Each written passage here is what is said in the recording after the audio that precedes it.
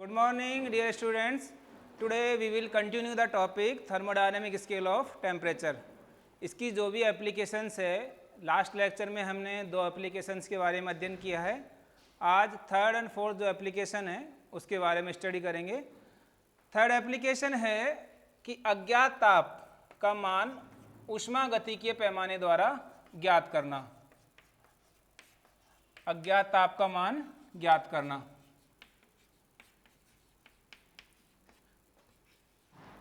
इसके लिए हम ये मान के चल रहे हैं कि कोई कार्नो इंजन है वो पानी के क्वथनांक और हिमांक के मध्य कार्य कर रहा है. इस तरह से कि ये Ts और Ti यहाँ से ऊष्मा ग्रहण करेगा Qs और इसको ऊष्मा निष्कासित करेगा Qi. तो एक कार्नो इंजन है जो पानी के क्वथनांक और हिमांक के मध्य कार्य कर रहा है. So Qs upon Qi equal to tau S upon tau I. ये सब आपको ज्ञात है. Qs और Qi क्या है? ऊष्मा के मान है. और Ts और Ti क्या है? टेम्परेचर के मान है.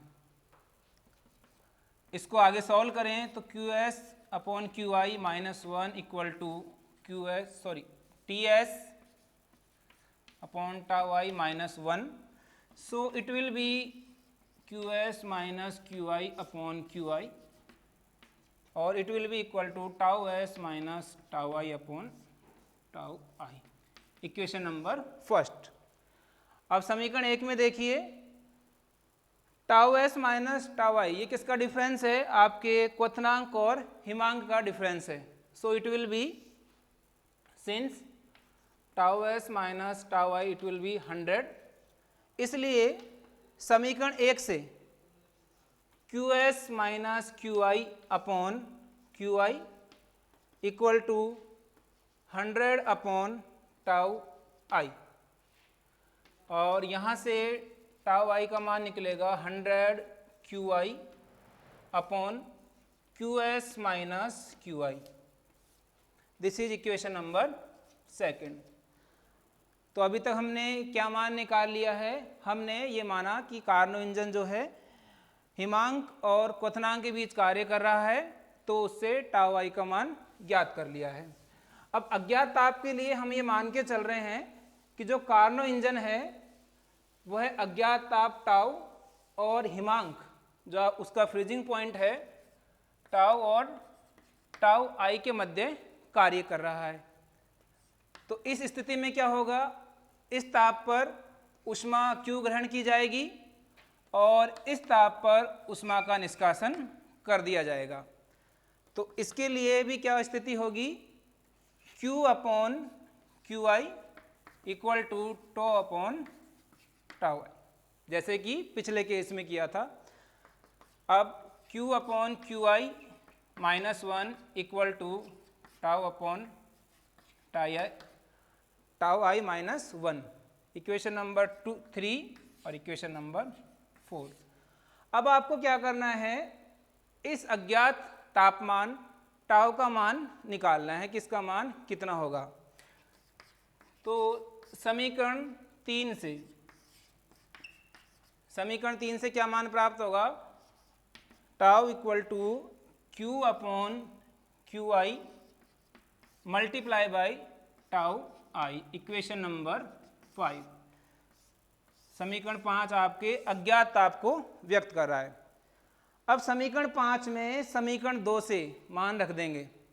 क्या करेंगे? समीकरण 5 में समीकरण 2 से मान रखने पर क्या प्राप्त होगा आपको? Tau equal to Q upon Q I multiply by 100 Q I divided by Q S minus Q आई.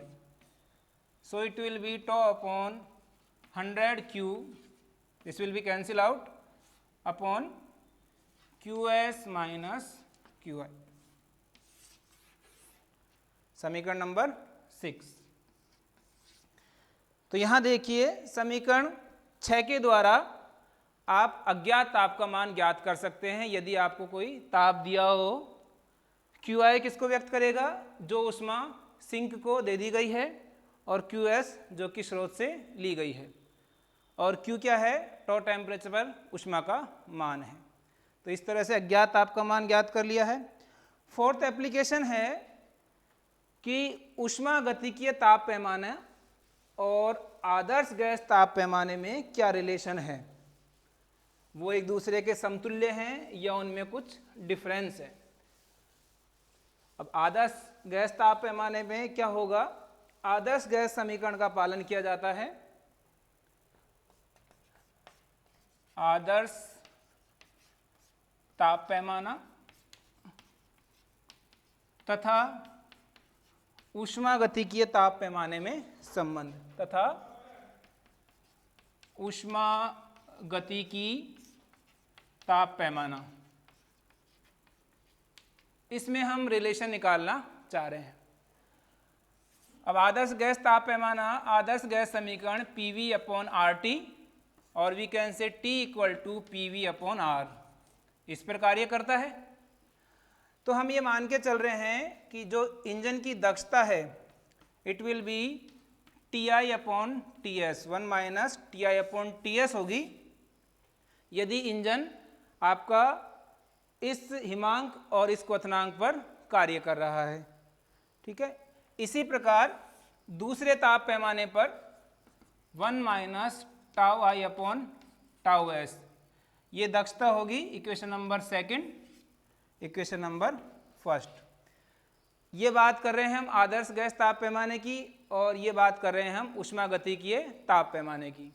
अब दोनों ही मान दक्षता को व्यक्त कर रहे हैं, तो ये दोनों मान इक्वल होंगे, इसलिए समीकरण 1 व 2 से 1 - TI/TS = 1 - τI/TS, और we can say TS - TI/TS = τS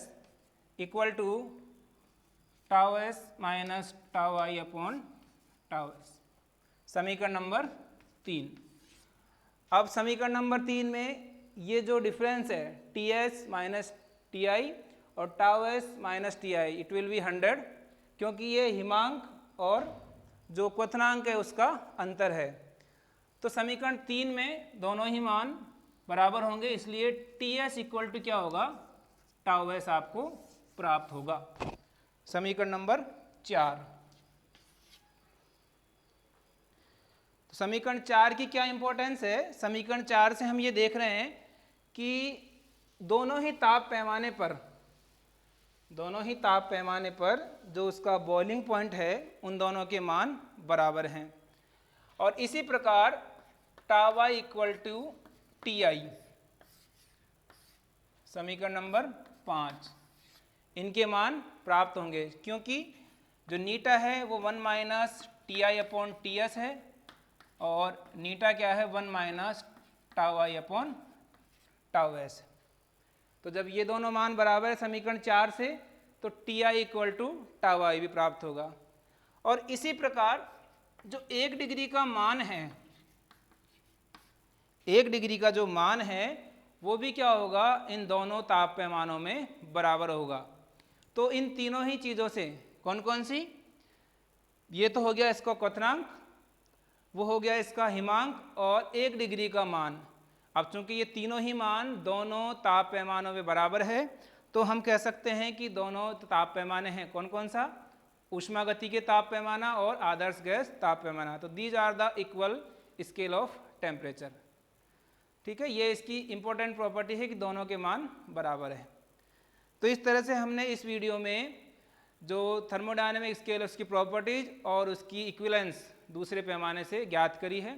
आशा करते हैं कि ये वीडियो आपको समझ में आया होगा, और अब तक हमने जो भी लेक्चर स्टडी किए हैं और जो भी नोट्स आपको भेजे गए हैं उन सबको मिलाकर यूनिट फर्स्ट, चूँकि आपके सिलेबस में टोटल 4 यूनिट है, तो यूनिट फर्स्ट आज कंप्लीट हो गई है। तो आप इसका गंभीरता से अध्ययन करें, और कंप्लीट यूनिट का एक असाइनमेंट आपको दिया जाएगा, व्हाट्सएप ग्रुप पे भेज दिया जाएगा। धन्यवाद।